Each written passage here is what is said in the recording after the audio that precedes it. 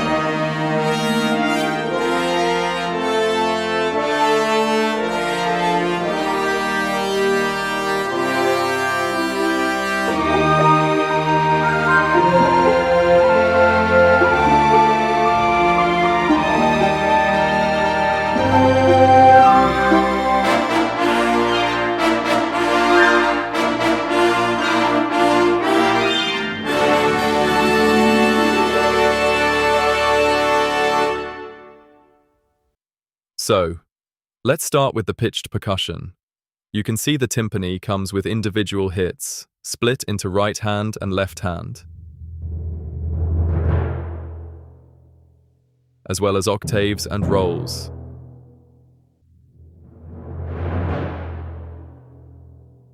Let's see what I did with it. A roll in,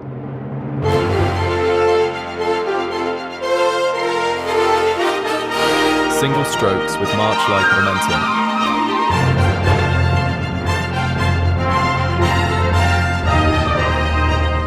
Then some rolls here.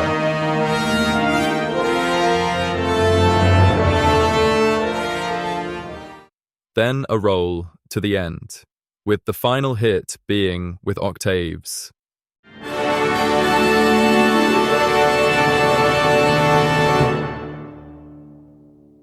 Celeste, glockenspiel, and xylophone play these sparkling scales here, adding a bright effect to this section of the piece.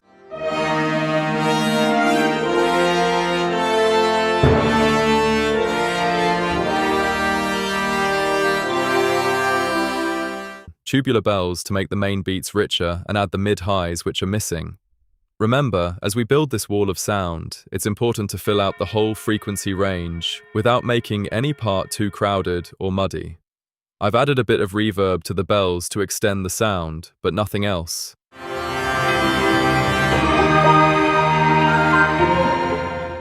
Now the snare drum, adding the most movement here.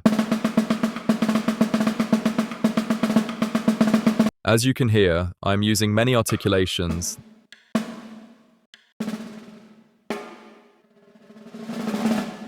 You might remember I said I'd do something here. I needed louder low strings because the percussion is pretty loud. At the end I have a roll with the timpanis to the end. Then I added in bass drum, concert toms, and taikos.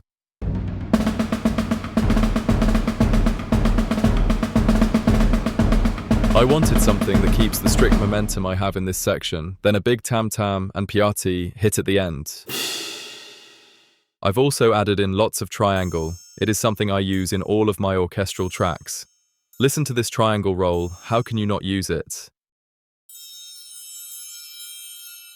So I added it to the highlights of the piece to add the bright shimmer to those parts. I added some harp glissandos here too, to add that warm bubbling sound which they produce so well. I like to use them going into climaxes as they add the rise and help really lift the climax. Similar to tam-tams and any percussion rolls, it helps with making them seem even higher than they are.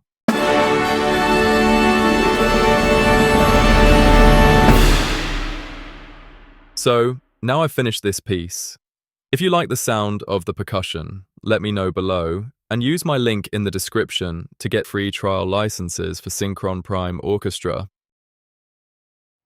Now, big news.